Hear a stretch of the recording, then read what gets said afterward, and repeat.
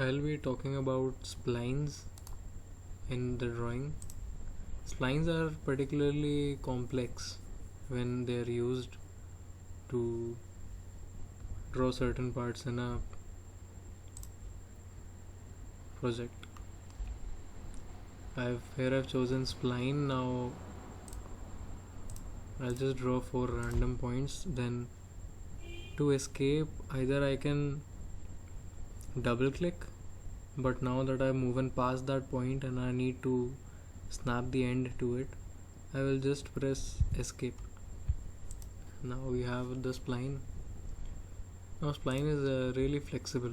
When you click on it, you see these what these arrows are called spline handles, and you can see each of these have 3 components that you can use to modify the shape of the spline. The first we have, you can see when I put my cursor on it, it shows a rotate icon. So that means when I click on it, hold it, I can rotate it. You can see the degree, the amount by which I am rotating the spline. Now this does not allow me to move front or back.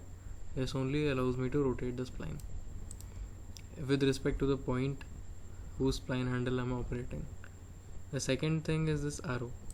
This allows me to change the length of the curvature actually. You can see how the length of the curvature is varying. Let's see the full spline. Now I'll choose this and see. Now the third icon is this dot, which is again to rotate, and the second thing is the arrow. That means you can rotate and change the length. So this will solve both the icons' purpose. And when you change something of the spline with the spline handle, then that spline handle becomes visible. You can see other ones are not visible, but this one is visible. So I can change the other ones too. So this is how you can modify a spline. You can move it around by clicking it and dragging it. Also, what I find here, when we are using splines and generally we want to make our sketches fully defined, so it is difficult to fully define a spline. So there are certain ways to do this and that. One of the ways is to fully define every point of the spline that we have used. For example, I used 4 points. So if I make these coincident and then I start giving dimensions to all the other points, I will be able to fully define it. First do this. I'll give any dimension. I just want to make a point here. Also I'll give the relation horizontal. Now you can see this point is fully defined because it turned black. Again I'll go to smart dimension, 60, 20. One more point is fully defined.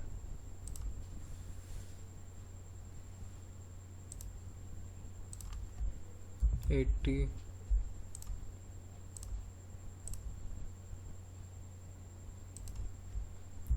50.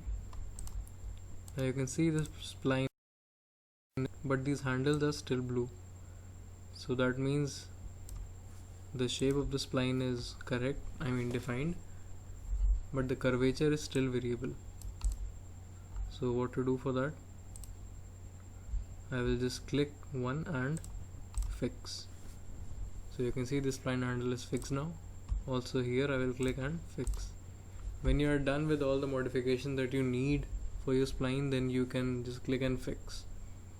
Also be sure to not give any extra dimensions such as the total height of the spline, from this point of the curvature to this end point, because that will create an over-defined sketch and you don't want that. So this was one way. Now I'll delete this. Yes, I'll go to spline again draw a 4-point random spline, escape. Now there is another easy way to define the spline. Go on the spline right click, then go to display control polygon. This set of lines which appear is called the control polygon. Now you can change the attributes of the spline when you move these points. See, now you don't actually have to fiddle with all the points of the spline. You can do this. So again, you'll have to give some relations. I gave this. Now I will make it coincident with the origin. Now I will only define these control polygon lines.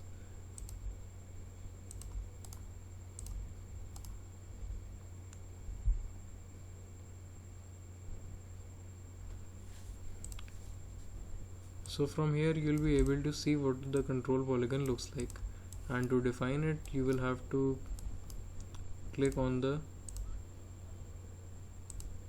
you cannot define it from here actually. So from here you will be only able to see the control polygon. Now if you right click on it and go to convert to style spline, now this control polygon will be ready to use. Now you can use this to define the spline. Now I went to smart dimension and I wanted to define it. So now here I can give the dimensions as I like. Oops.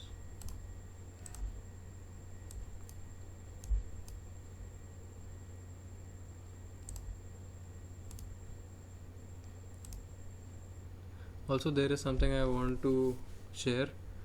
You can see that here as I'm moving my cursor, the dimension is changing. See, one is vertical and one is along the length. So this will define the length of the line and this will define the height of it. Okay, so suppose if I want this and I don't want to keep it so close, I will just right click and you can see this lock unlock button.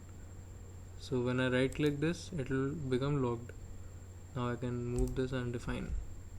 I'll give this 90. Now you also have to define the distance.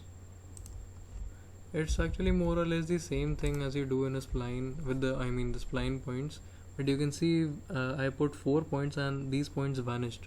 Those 2 points actually came to the control polygon. So it is relatively easier to define. Otherwise it's your choice.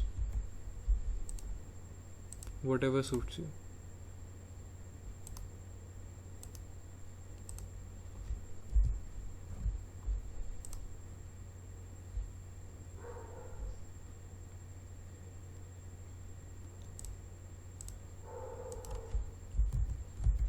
You can see here this spline is now fully defined. Nice. I'll delete this again. So that was about defining splines. Thank you for watching.